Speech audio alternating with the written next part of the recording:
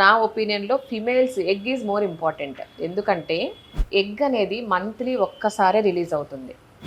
Around ovulation అంటాం కదా! So, menses middle of the మంత్‌లో ఓవ్యులేషన్ జరుగుతుంది. మిడిల్ ఆఫ్ ద మంత్‌లో ఎగ్ రిలీజ్ అవుతుంది. ఒక్క ఎగ్గే రిలీజ్ అవుతుంది. ఆ ఒక్క డే ఆ ఓవ్యులేషన్ డే వాళ్ళు ఇంటర్ కోర్స్ ఏదైనా మిస్ అయితే మళ్ళీ నెక్స్ట్ మంత్ వెయిట్ చేయాలి. సో, మనకు 1 ఇయర్‌లో 12 సైకిల్స్‌లో ఒకవేళ రెగ్యులర్ సైకిల్స్ పేషెంట్ ప్రాబ్లమ్ ఏమీ లేదు ఫిమేల్ పేషెంట్ అంటే 12 ఓవ్యులేషన్స్ జరుగుతాయి.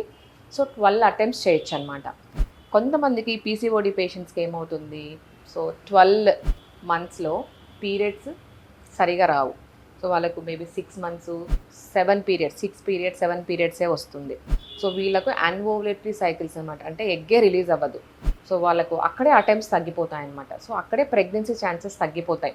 అండ్ ఎగ్ క్వాలిటీ కూడా ఎగ్ రిలీజ్ అయిన తర్వాత దాని హాఫ్ లైఫ్ మ్యాక్సిమం 20 అవర్స్ అనమాట. మనకు బుక్స్‌లో మనము చదివేది మాత్రం హాఫ్ ఏ డే నుంచి 20 అవర్స్ మ్యాక్సిమం ఉంటుందన్నమాట.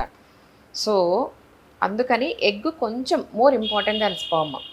స్పర్మ్ చూస్తే వాళ్ళు ఎన్ని ఎజాక్యులేషన్స్ అన్నా ఇవ్వచ్చు. సో, ప్రతి ఎజాక్యులేషన్‌లోన millions of sperms normal count above 18 million per ML. ఒక ఎంఎల్‌లో 18 మిలియన్ ఉంటాయన్నమాట. మనకు వచ్చే ఒక్క ఎగ్‌కి ఒక్క స్పర్మ్ చాలు.